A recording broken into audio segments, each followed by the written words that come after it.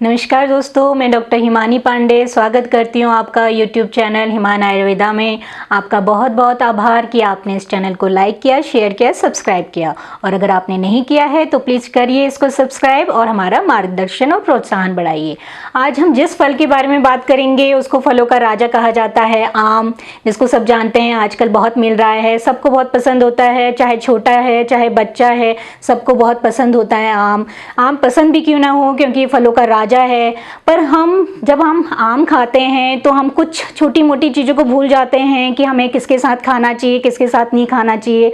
तो हम उसी विषय के बारे में आज हम देखेंगे कि सुनेंगे कि किसके साथ खाना चाहिए, किसके साथ नहीं खाना चाहिए, कि जिससे हमारे शरीर में जो एडवर्स इफेक्ट उसके आ रहे हैं, आएंगे, अगर हम उसको ज़्यादा मात्रा में या किसी ऐसे खाद्य पदार्थ के साथ खाएंगे जिसके साथ हमें नहीं खाना चाहिए, तो उसके बारे में हम जानेंगे। तो जैसे कि हम जानते हैं आम फलों का राजा है, इसको मैग्नीफेरा इंडिका भी कहा जाता है। तो इसमें बहुत सारे ऐसे विटामिन पाए जाते हैं, जैसे विटामिन ए, सी, के, वाटर सोल्यूबल विटामिन हैं। आप अगर देखेंगे तो ये वाटर सोल्यूबल विटामिन हैं, पोटेशियम, मैग्नीशियम, बीटा कैरोटीन। तो ये सब हमारे शरीर के लिए बहुत अच्छे हैं। ये फैट सोल्यूबल विटामिन नहीं है, वाटर सोल्यूबल विटामिन है। पोटेशियम, मैग्नीशियम होने की वजह से ये हमारे हार्ट में भी अच्छा इफेक्ट देती हैं। और बीटा कैरोटीन है, बहुत अच्छा एंटीऑक्सीडेंट का भी काम करती है। तो ये बहुत अच्छा सोर्स है, बहुत अच्छे हमें इसको सेवन करने से विटामिन मिलते हैं। एक देखेंगे हम, एक मीडियम साइज जो हमारा मैंगो होता है उसमें हमें कार्बोहाइड्रेट्स भी मिलते हैं। कम से कम 50 ग्राम के करीब हमें कार्बोहाइड्रेट मिलता है। कैलोरीज बहुत ज़्यादा मिलती हैं, 202 के अराउंड। और जो है फैट बहुत कम होता है इसमें, 1 ग्राम तो ज़्यादा डरने ऐसी कोई घबराने वाली बात नहीं है कि फ़ैट बढ़ेगा। प्रोटीन मिलता है 3 ग्राम के इसमें अकॉर्डिंग। फाइबर मिलता है 5 ग्राम। और शुगर ज़्यादा नहीं होती है, 45 ग्राम के अकॉर्डिंग होती है। तो ये बहुत अच्छा हमें इसमें कैलोरीज, प्रोटीन्स, फैट्स, फाइबर सब कुछ मिलता है। तो हम अब देखेंगे कि आयुर्वेद में जो आम के बारे में कहा गया है वो क्या कहा गया है। तो ये श्लोक है, आप इसको सुनिएगा, फिर मैं इसका मतलब भी बताऊंगी। जैसे कि इसमें कहा गया है, पक्वम तु मधुरम स्निग्धम बल सुख प्रदम गुरुवात हरम हृदयम वर्ण्यम शीतम अपित्तलम। मतलब जो ये पका हुआ आम है ये रस में मधुर होता है और स्निग्ध होता है। स्निग्ध मतलब हमारी बॉडी में स्निग्धता करता है, रुक्षता नहीं करता है, ड्राइनेस नहीं करता है, स्निग्धता करता है। गुरु होता है, थोड़ा सा भारी होता है। और जो हमारी बॉडी में जो वात फैक्टर होता है, जो वात पित्त कफ 3 दोष कहे गए हैं, तो जो वात फैक्टर होता है उसको कम करता है। और एक ये मिथ है कि जो आम है, कोई लोग सोचते हैं कि ये गर्म होता है, बट ये गर्म नहीं होता है। शीतम अपित्तलम, ये शीत होता है, ठंडा होता है और पित्त को कम करता है, अपित्तलम।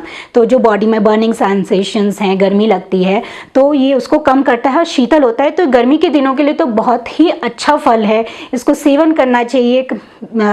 आप इसको सेवन करिए और इसके हेल्थ बेनिफिट्स लीजिए। तो हम अब ये देखेंगे कि हमें इसको किसके साथ नहीं खाना चाहिए, क्योंकि हम आम का सेवन हम करेंगे क्योंकि इतने अच्छे हेल्थ बेनिफिट्स मिल रहे हैं। गर्मी का मौसम है तो इससे जो है गर्मी भी कम होगी, बॉडी का जो टेम्परेचर है वो भी कम होगा। तो हमें किसके साथ नहीं लेना है, तो पहले हम देखते हैं कि दही के साथ नहीं लेना है। जब भी हम आम खाएं तो उसके बीच में, दही और आम के बीच में कम से कम 1-1.5 घंटे का अंतर रख लें, क्योंकि दही और अगर हम आम खाएंगे तो हमारे शरीर में ये हैवीनेस कर देगा। जो कफ फैक्टर है, जो कफ दोष है उसको बढ़ाएगा ये। तो कफ दोष को बढ़ाएगा तो जो हमारी ब्रीदिंग प्रॉब्लम्स हैं, कफ बनना, सांस की दिक्कत होना, स्किन की प्रॉब्लम्स होना, वेट गेन भी हो सकता है, तो ये कफ फैक्टर को बढ़ाएगा। तो उसकी वजह से हमें ये दिक्कत हो सकती है। तो जब आप आम खाएं तो दही और आम के बीच में 1-1.5 घंटे का अंतर रख लें। दूसरा है कि हरी मिर्च नहीं खाना है, क्योंकि हरी मिर्च जो है, और अगर हम इसको सेवन करेंगे साथ में, मतलब कि अभी हमने हरी मिर्च खाने के साथ हरी मिर्च खा ली और थोड़ी देर में हमने आम खा लिया, तो क्या होगा कि हमारे जो बर्निंग सेंसेशन हो जाएगी, हमारे छाती में जलन होगी या हमारे शरीर में बर्निंग सेंसेशन होगा। तो इसके लिए भी आप 1-1.5 घंटे का अंतर रख सकते हैं। उसी तरह से करेला, अब आजकल करेला भी आ रहा है बाजार में, हम करेला की सब्जी खाएंगे और फिर थोड़ी देर में आम भी खाएंगे, तो वो भी दिक्कत कर सकता है। तो इसलिए करेला और आम के बीच में 1-1.5 घंटे का अंतर रख लीजिए। तो क्योंकि ये क्या होगा, हमारे डाइजेस्टिव सिस्टम में इफेक्ट दिखाएगा, तो उससे क्या होगा, पेट में भारीपन होगा, गैस बनेगी, जो दिक्कत कर सकता है। और अगर आपको सलाद के साथ, जैसे कुछ लोग होते हैं कच्चा प्याज खाते हैं, कच्चा प्याज खा रहे हैं फिर आम खा रहे हैं, तो कच्चा प्याज और आम के बीच में भी आप 1-1.5 घंटे का अंतर रखिए, क्योंकि अगर आपको स्किन प्रॉब्लम है तो उससे ये बढ़ सकती है। तो कुछ ये चीज़ें हैं, तो इनके साथ थोड़ी सी आपको सावधानी बरतनी है। तो आम आपको बहुत कोई भी साइड इफ़ेक्ट, कोई भी बॉडी में कोई इफ़ेक्ट नहीं देगा।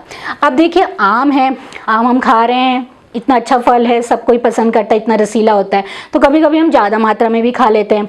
तो आयुर्वेद में ये भी कहा गया है कि अगर हम इसको ज़्यादा मात्रा में सेवन करेंगे तो क्या हो सकता है, उसके लिए कहा गया है हमारी संहिताओं में, मंद अनलत्वम विषम ज्वरम च आम्र अति योगे नयन आमयम च करोति। मतलब कि अगर हम आम को अति मात्रा में सेवन करते हैं तो जो हमारी अग्नि है, हमारी जो डाइजेस्टिव फायर है, हमारी जो जठराग्नि है, वो मंद हो जाएगी। उसको कभी आप देखेंगे कि अगर हम आम ज़्यादा मात्रा में खा लेते हैं तो बच्चे या बड़े कोई भी होते हैं, उनका पेट भरा हुआ लगता है, उनको भूख नहीं लगती है, गैस हो जाती है, तो वो कंप्लेन करते हैं। कभी कभी ऐसा होता है कि ऐसा बुखार आता है कि जो बार बार बना रहता है, कि हमें बार बार बुखार आ रहा है, वो भी हो सकता है। ये जो स्किन के डिजीज़ेज हैं वो भी हो सकती हैं। आई के डिसऑर्डर्स, नयन आमय मीन्स नयन के रोग हो सकते हैं, आँख के डिसऑर्डर्स हो सकते हैं। बद्ध गुदोदरम मीन्स कॉन्स्टिपेशन हो सकता है। तो ये कुछ उन्होंने लक्षण बताए हैं कि अगर हम आम का अति मात्रा में सेवन करेंगे तो ये हो सकता है। अब ऐसा तो है नहीं कि हम आम खाना छोड़ देंगे, हम आम फिर भी खाएंगे। तो हम ऐसा क्या हम चीज़ लें कि हम आम खाएं भी और हमें कोई एडवर्स इफेक्ट भी ना हो। तो उसके साथ हम क्या करेंगे, जैसे कि हम जामुन ले सकते हैं। जैसे कि हमने आम खाया तो पीछे से हम जामुन भी 8-10 दाने जो जामुन आते हैं तो वो खा सकते हैं, क्योंकि जामुन क्या होता है, रूक्ष होता है, और जो आम होता है वो स्निग्ध होता है। तो ये बैलेंस कर देगा, तो कोई इफेक्ट नहीं दिखाएगा। जो उसका जो कफ बढ़ाने की टेंडेंसी है, जो शरीर में भारीपन करने की टेंडेंसी है, जो हमारी डाइजेस्टिव फायर है उसको कम करने की टेंडेंसी है, तो वो उसको कम कर देगा। तो हम जामुन का सेवन कर सकते हैं। फिर हम क्या कर सकते हैं, हम सौंठ ले सकते हैं। जो सौंठ का पाउडर आता है बाजार में, तो हम सौंठ ले सकते हैं, क्योंकि सौंठ क्या होता है, हमारी जो डाइजेस्टिव फायर है उसको बढ़ाएगा। डाइजेस्टिव फायर बढ़ाएगा तो जो आम की वजह से जो डाइजेस्टिव फायर कम हुआ है, जो हमारा जो पाचन क्रिया कम हुई है कि हम खाने को ठीक से नहीं पचा पा रहे हैं, तो वो उसको ठीक बैलेंस कर देगा, तो उसमें भी कोई दिक्कत नहीं आएगी। फिर हम क्या कर सकते हैं, जो जीरे का पाउडर है वो हम काले नमक के साथ ले सकते हैं। खाने के मतलब जब हम आम खा लें तो उसके बाद हम जीरे का पाउडर काले नमक के साथ ले सकते हैं, या फिर हम आंवला खा सकते हैं। तो हम इन चीज़ों को लेके उस चीज़ को बैलेंस कर सकते हैं, और फिर हम आम का जो हेल्थ बेनिफिट्स हैं वो ले सकते हैं। तो ये कुछ फैक्टर्स हैं जो मैं बताना चाह रही हूँ कि हम आम का सेवन भी करें, किन चीज़ों के साथ खाएं भी, और किन चीज़ों के साथ हम इसका सेवन करें कि हमारे बॉडी में जो है एडवर्स इफेक्ट इसके ना आए। तो आप इसका ज़रूर सेवन करिए और इसका लाभ उठाइए, और हमारे चैनल को आप प्लीज़ सब्सक्राइब करिए, हमारा मार्गदर्शन बढ़ाइए। धन्यवाद।